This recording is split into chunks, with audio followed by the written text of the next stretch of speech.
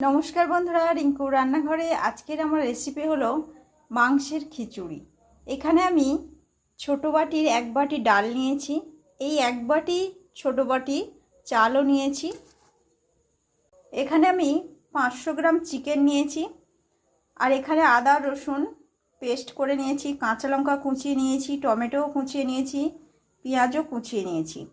এখন আমি চাল আর ডালটা ভালো করে ধুয়ে নেব। চাল আর ডাল আমার ধোয়া হয়ে গিয়েছে। এখন আমি জল এখানে ফুটছে, গরম জল দিয়ে দেব।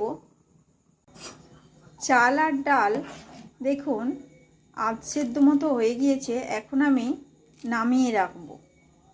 খিচুড়িতে দেওয়ার জন্য কিছু আমি আলু ভেজে নিয়েছি, ভাজা আমার হয়ে গিয়েছে। আমি এখন তুলে নেব। আলু ভাজার তেলেই আমি দিয়ে দেব ফোড়ন, শুকনো লঙ্কা 3টে, তেজপাতা 3টে, এলাচ, লবঙ্গ আর দারচিনি। দিয়ে দেব পেঁয়াজ, দিয়ে দেব টমেটো আর কাঁচা লঙ্কা কুচনো, দিয়ে দেব আদা রসুনের পেস্ট। এখানে আমি 2 চামচ হলুদ, 2 চামচ লঙ্কার গুঁড়ো আর জিরে ধনের গুঁড়ো 1 চামচ করে দিয়েছি, দিয়ে একটা মিশ্রণ তৈরি করে নিয়েছি, সেটা এখন দিয়ে দেব। দিয়ে দেব লবণ। মশলাটা 2-3 মিনিট কষার পর দিয়ে দেব মাংস। দেখুন কষতে কষতে তেল ছেড়ে দিয়েছে। এখন দিয়ে দেব অল্প পরিমাণে জল।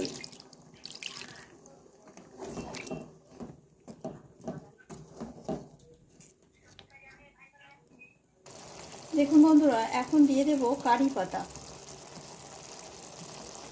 চিকেন আমার হয়ে এসছে। এখন দিয়ে দেব ভাজা আলু।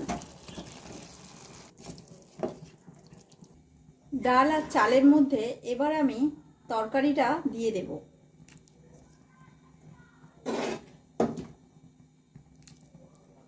খিচুড়ি আমার হয়ে এসছে। এখন দিয়ে দেব চিনি, গরম মশলা, ঘি। খিচুড়ি আমার হয়ে এসছে। আমি এখন এই ভাজা মশলাটা দিয়ে দেব।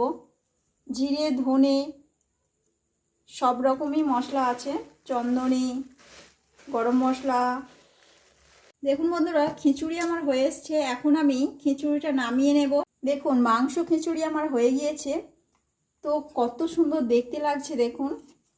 আলু আছে, চিকেন আছে, খেতে তো ভারী মজা লাগবে। বাইরে বৃষ্টিও চলছে। তো এখন আমরা পরিবেশন করব গরম গরম। আপনারা এইভাবে একবার মাংসের খিচুড়ি বাড়িতে একবার করে খাবেন। কেমন লাগলো সেটা আমাকে কমেন্টে জানাবেন। এই পর্যন্ত আমার ভিডিওটি।